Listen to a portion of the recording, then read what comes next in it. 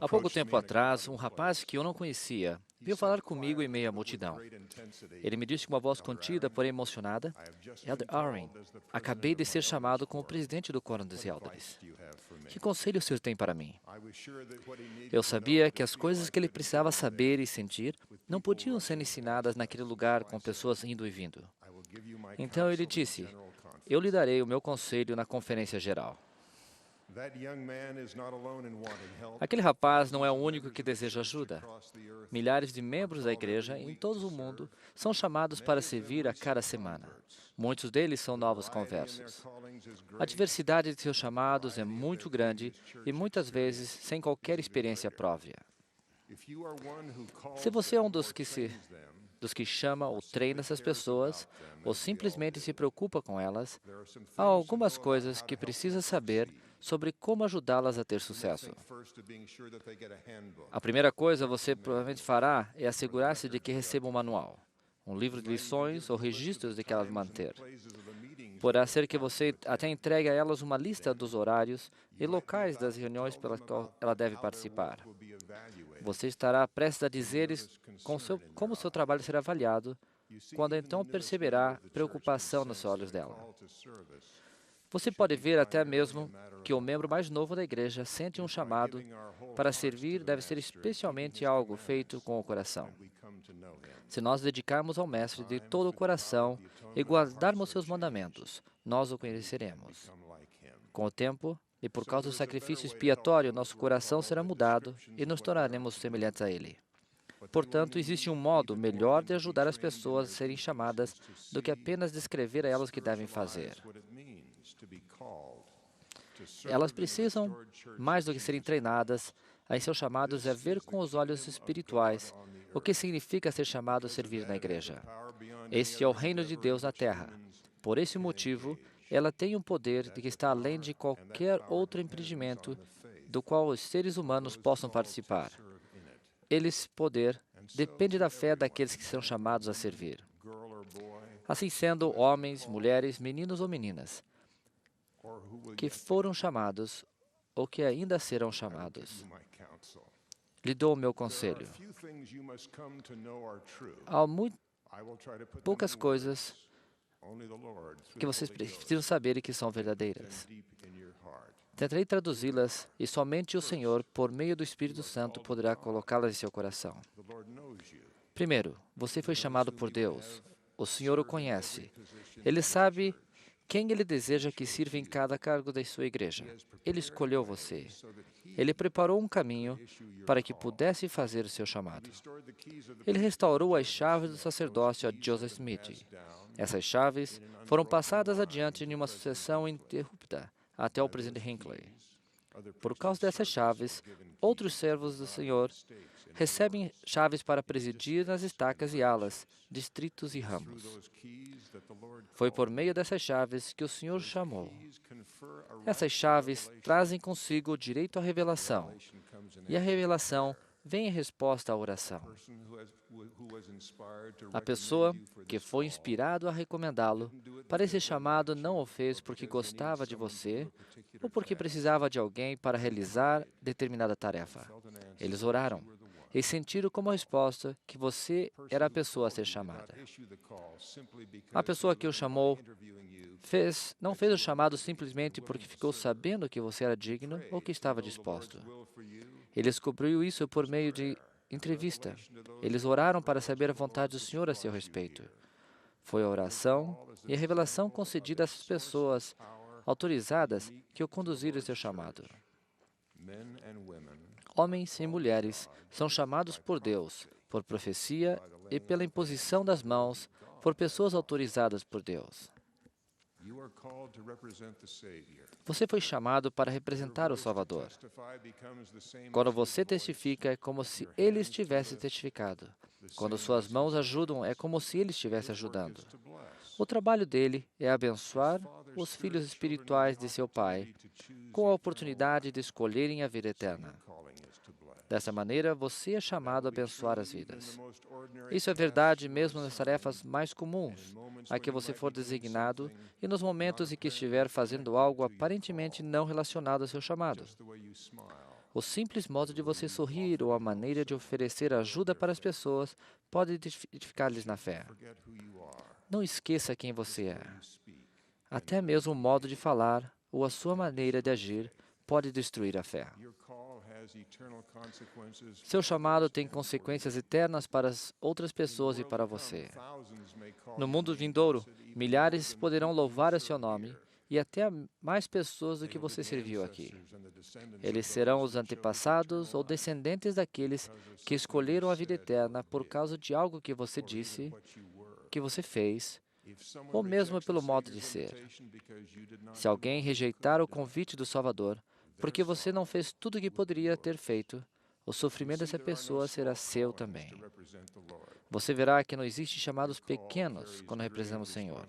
Seus chamados envolvem sérias responsabilidades. Mas não precisa temer, porque seu chamado é acompanhado de grandes promessas. Uma dessas promessas é a segunda coisa que você precisa saber, e é que o Senhor irá guiá-lo por revelação. Você precisa pedir revelação com fé para saber o que fazer. Todo chamado é acompanhado da promessa de que as respostas virão. A orientação virá somente quando o Senhor tiver certeza que você obedecerá. Você precisa estar comprometido com ela. As palavras, seja feita a tua vontade, escritas no coração, abrem as portas da revelação. A resposta vem pelo Santo Espírito. Você precisa frequentemente dessa orientação. Para ter o Espírito Santo como seu companheiro, você precisa ser digno, purificado pela expiação de Cristo. Portanto, a sua obediência aos mandamentos, sua disposição e suas perguntas com fé determinarão com que clareza o Mestre poderá guiá-lo, respondendo às suas orações. Frequentemente, as respostas chegam até você pelo estudo das Escrituras. Elas contêm relatos daquilo que o Senhor fez em seu ministério mortal e a orientação que Ele deu aos seus servos. Nelas, há doutrina que se aplicam a todas as épocas e todas as situações. Ao ponderar as Escrituras, você será levado a fazer perguntas certas em sua oração. E tão certo como os céus se abriram a Joseph Smith, depois de ter ponderado as Escrituras com fé, Deus irá responder suas orações e guiará pela mão. Há uma terceira coisa que você precisa saber. Assim como Deus o chamou, Ele irá guiá-lo. Ele irá magnificá-lo. Você precisa disto. Seu chamado terá, sem dúvida, oposição. Você estará a serviço do Mestre. Você é representante dele. Vidas eternas dependem de você. Ele enfrentou oposição e disse que isso aconteceria também com aqueles que ele chamasse. As forças reunidas contra você tentarão não apenas frustrar o seu trabalho, mas também derrubá-lo. O apóstolo Paulo descreveu isto da seguinte maneira: porque não temos que lutar contra a carne e o sangue, mas sim contra os principados, contra os poderes, contra os príncipes dessas trevas desse século. Haverá ocasiões em que você se sentirá assoberbado. Uma das maneiras pelas quais você será atacado será pelo sentimento de que você não está à altura do seu chamado. Você não tem condições de atender um chamado para representar a Deus apenas com sua própria capacidade. No entanto, você tem acesso a bem mais do que suas habilidades naturais. E não realizará seu trabalho sozinho.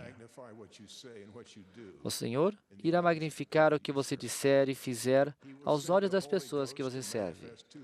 Ele enviará o Espírito Santo para manifestar a elas que o que você disse é verdade. O que você disser e fizer levará esperança e orientará as pessoas muito além de suas capacidades naturais. Este milagre foi uma característica da Igreja do Senhor em todas as dispensações. Isso é parte de uma intrínseca ao seu chamado, que pode começar a não lhe dar o devido valor. No dia que fui desobrigado como bispo, um dos membros de minha ala foi até minha casa e disse: sei que você já não é meu bispo, mas será que podemos conversar mais uma vez? Você sempre tem me dito aquilo que eu precisava ouvir e me conselhos muito bons. O novo bispo não me conhece tão bem quanto você. Será que podemos conversar? Com relutância, concordei. Um membro sentou-se à minha frente. Aquele parecia uma situação idêntica às centenas de vezes que tinha entrevistado membros na ala como juiz de Israel. Começamos a conversa. Chegou um momento em que seria necessário um conselho. Esperei as ideias, as palavras e os sentimentos fluíssem da minha mente, como sempre havia acontecido. Nada aconteceu. Em meu coração e minha mente havia apenas silêncio. Depois de alguns momentos eu disse, sinto muito, agradeço sua bondade e confiança, mas sinto dizer que não posso ajudá-lo. Quando você for desobrigado por seu chamado, aprenderá o que eu aprendi naquele momento. Deus magnifica aqueles que o chamam, mesmo aqueles em pequenos chamados. Você terá esse dom de ver seu chamado magnificado.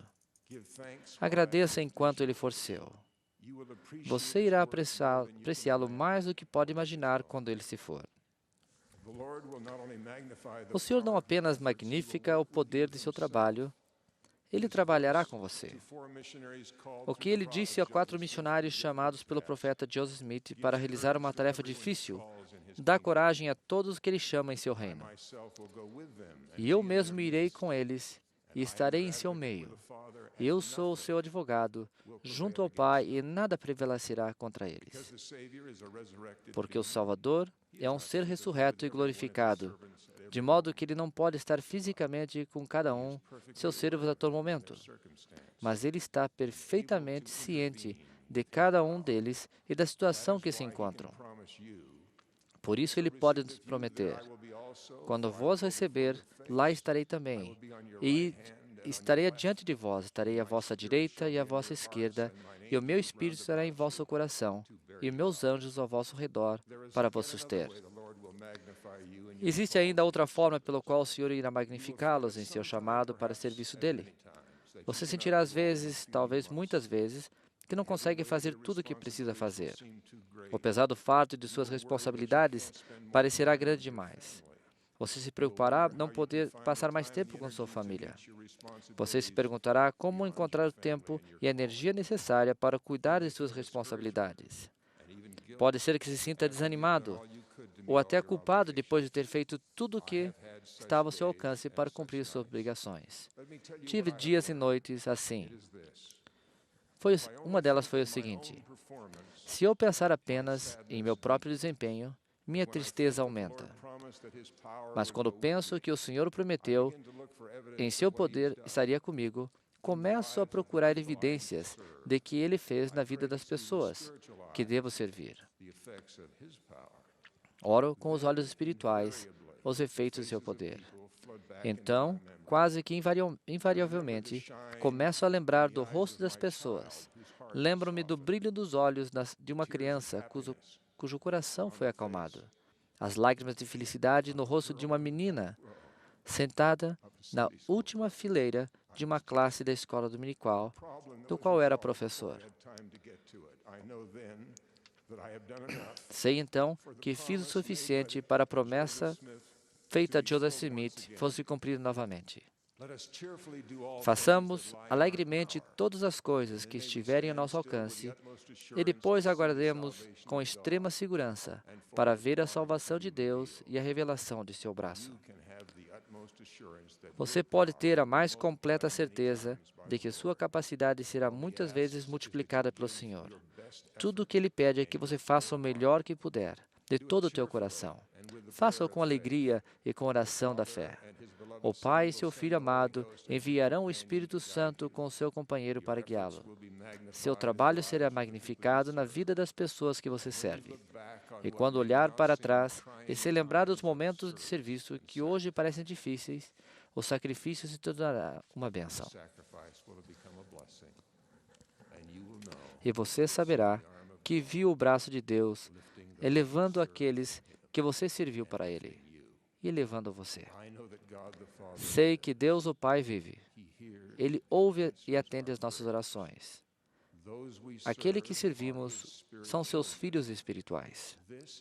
Esta é a verdadeira Igreja de Jesus Cristo. O nome dele é o único pelo qual os filhos de nosso Pai podem ser santificados e ganhar a vida eterna. As chaves do sacerdócio são exercitadas pelo profeta vivo do Senhor, Gordon B. Hinckley. Testifico que o Salvador vive e lidera a sua igreja viva. Sei disto. Sou uma testemunha para ele e dele. Ele vê e aprecia seu trabalho fiel no trabalho para o qual ele o chamou. Em nome de Jesus Cristo. Amém.